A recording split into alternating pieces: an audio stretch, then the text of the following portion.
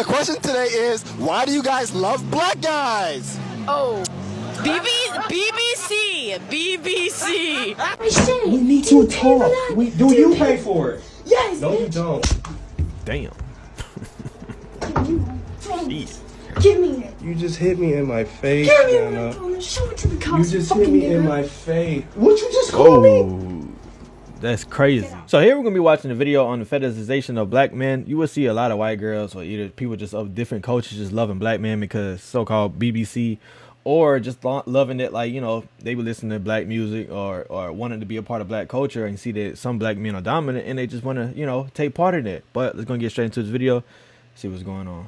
The question today is, why do you guys love black guys? Oh, BBC.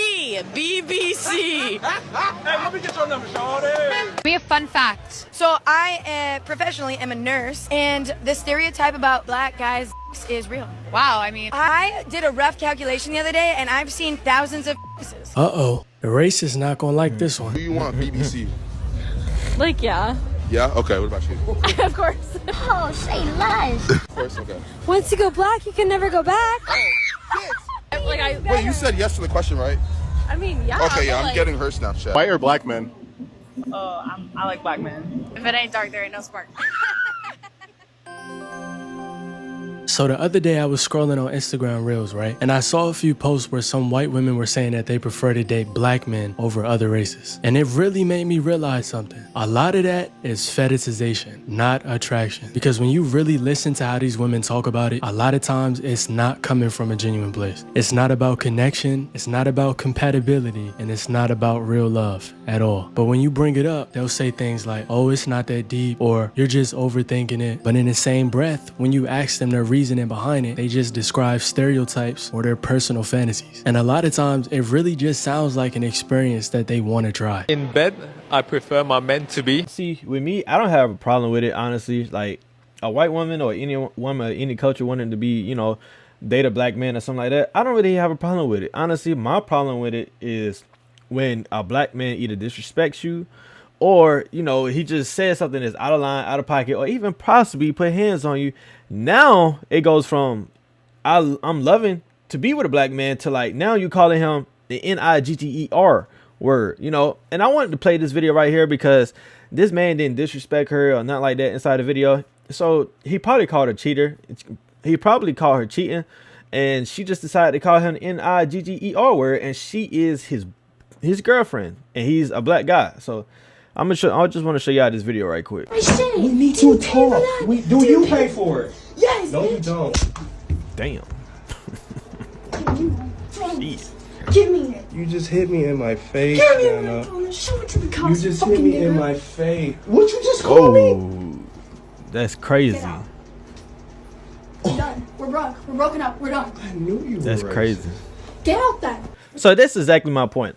If you have an attraction for black men, you know, whatever it might be, culture, BBC, whatever it might be, do your thing. But when it comes down to, like, now you no longer want to be with that black man anymore, and now you want to disrespect him by calling him the Nigger word, I no longer can respect you.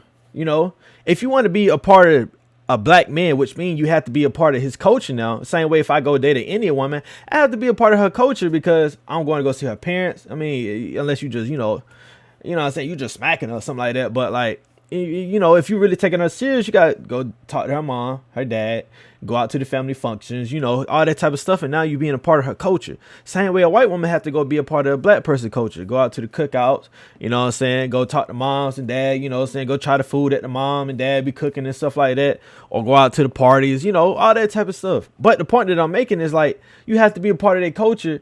And with some white women, they only care about the BBC or just the man aspect. He's dominant. I'm just going to be there because he's being there. You know what I'm saying? You're not actually looking what's going into being a part of a black man's culture. But what I mean by that is, like, knowing the history of the word Nigger. For some people, that's the only word they heard before they died, before they were thrown off a boat, a bridge, dragged by a car or something like that. I ain't trying to get too graphic, but, like, you just throwing that word around just because you mad. You never loved a black man in the first place. You only fetishize him. You only had a fantasy of black men, and now that you gotta black man in your hands that you're dating, now you hitting the force. Now you're hitting the factory reset and going back to what you only know. When you get mad, you start throwing around the N-word. Black. Black. I'm guessing you have previous experience. I'm not gonna answer that. But why black in particular? You know what they say. He's so fine and divine. Look at him. Does I feel that? We like tank tops. We like Instagram likes. They don't be smashing your check. We are light skinned and we can help you. I don't need to. And that's one of the things that I don't really like about like with some white women that just only want to have like a light skinned baby and stuff like that, or you like black men and you want to have a light skinned baby because maybe you had a crush on a light skinned boy in school, or you just think that light skinned kids look so beautiful, whatever. My problem is with that, it's just like once you have these kids, make sure your mom and dad or your grandpa or your grandfather really like black people, because if they don't like black people, your kid is gonna feel so out of place when they go to the cookout, when they go talk to their cousins and they white cousins around their same age don't want to be around them, or don't want to touch them because they got a darker skin, or just your grandparents like all your other little cousins can go there and eat first, but the black kid gotta wait to eat after all the other little kids. Like, some of this stuff actually happens. Some light skinned kids feel out of place when they're around other white people. And sometimes it can be that same way when they're around the black family. So that's why, like, when you have like a mixed kid, make sure you know the history of like what mixed people go through. You know, just don't have a mixed kid just to have a mixed kid. Or either like, don't be calling your mixed kid white. Because some white women be doing that. Like, your mixed kid is black. Obvious. But in addition to the obvious, they're also very adventurous lovers. And they want to do all the nasty things, and they like really nasty girls that look real pretty.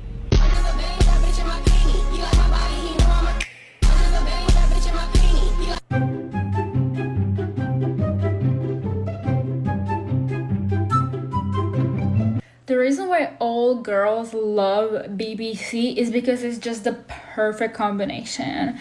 Like, if you think about a white girl and a BWC, it's just, there's something wrong. It kind of feels like it's two females together, you know? It's like two feminine energies. But when it's like a white girl and a BBC, it's like, yeah, that's the one. I feel like that's where the problem starts, because genuine attraction and fetishization are not the same thing at all. And that's how a lot of us black men end up getting used. Not me personally. I stick with the black queens forever. One of the reasons that a lot of people don't like talking about is rebellion. A lot of white women grow up in households where dating black men is heavily discouraged. Sometimes it's obvious, and sometimes it's more subtle. Sometimes they get the side eye, the be careful, or sometimes they might just be told straight up, don't. You know how you black men are out here. Like, I used to have a white, well, she's still my best friend, but I got a white girl that's my best friend, and her mom used to be like, you know how these black men is out here, they just want to have a baby with you and stuff like that. Some of these white women putting so much on the pedestal that like they see themselves up here and see every other skin tone over here.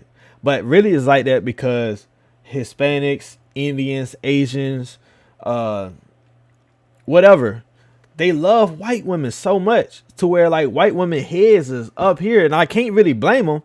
But some white women heads is up here because every other culture be wanting them and be talking about how much they love white women more than their own culture. And I think that's disgusting for any black man to take part in that behavior. But you know, you're always gonna have coons. Bring them around here. And knowing that for some people, dating a black man sometimes becomes a way to push back. It's a way to push against expectations. And sometimes it gets to the point where they're just like, you know what, I'm gonna do the opposite of what I was raised to do. So how did your parents feel when you brought a black guy home? I mean, They was cool with it, or they was like, nah? she was cool with it, but we were sneaking around. Sneaking around. Yeah. Her dad's a racist. We had to throw that in there.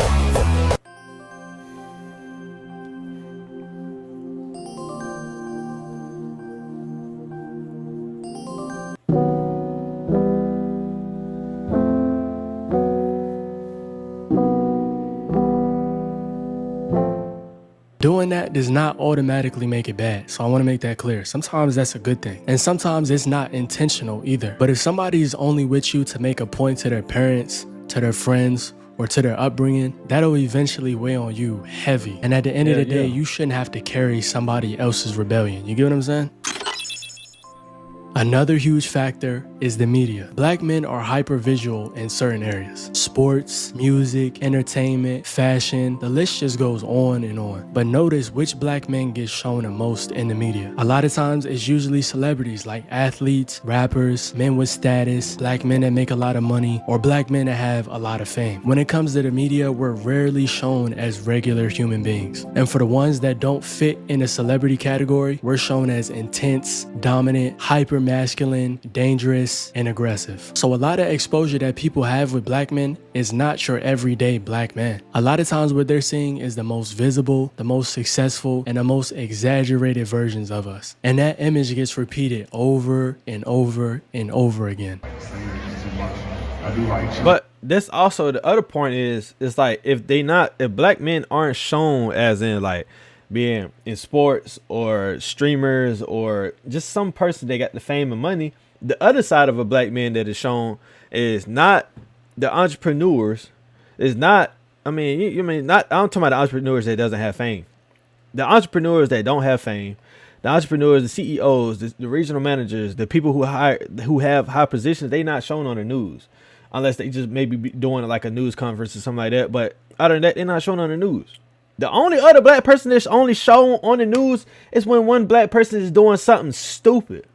Like maybe going on a high-speed chase or getting caught with a whole lot of drugs or something like that. And then the stereotype keep getting put on and on and on. And the only time the stereotype is not put on black people is when it comes down to like somebody on social media, like a LeBron James or a streamer or a famous rapper or somebody who got a famous personality, you know, like whatever, up and coming basketball player or something like that. Like, it's only two sides, the famous people and the black people who doing dumb shit. It's not the people who like are inventors that's being shown. It's like, I mean, they might got fame on Instagram and stuff like that, but what's the chances of them being on the news? Like the people who famous from day trading and stuff like that. That's the only time. It's only two sides, crime and fame. That's the only two sides of black people. But I think we're gonna leave it here though, you know, like. So I don't really have a problem with white women loving black men. I have no problem with it at all. You know, if you want to fetishize a black man, okay, do that. But the problem is that I have is like, have like a genuine connection with him. You know, like a black woman dating a black man, you can understand each other because like your mom and dad taught, you know what I'm saying, brought you up similar ways. Like black people, when you say you like, your mom ever got a switch for you? Most black people be like, hell yeah, my mom had a switch for me. But white people, they might not know what a switch is. Some white people know about it, and some white people can relate to it. But the other white people that don't know about it, and they don't really give a fuck about knowing about it, like those are the type of white women you really gotta stay away from when you try to educate them about certain shit about black people, black men, and they don't give a fuck. They just like, give me that dick. I don't care about the black history of black men. I mean, black women, black men, black woman, or USA. Just give me that black dick. I just want the black dick. Shouldn't be this complicated. Like if you can date a white woman that's like, you try to tell her certain shit about black people and stuff like that, and then she's open to hearing it, great. And you know, you should be willing to do the same for her when she teaches you about white people. But when it comes down to like maybe like, if she don't want to listen, nigga, don't be with her. Don't be with her. She don't give a fuck about you. She gonna end up like that white girl that's in the first clip that I showed y'all. But that's my personal opinion. If you like this video right here, make sure you like, comment, subscribe, and make sure you check out my latest video, Gen Z versus Millennials. Make sure you hit the subscribe button. I'm trying to get to 2,000 subscribers, and I'm out.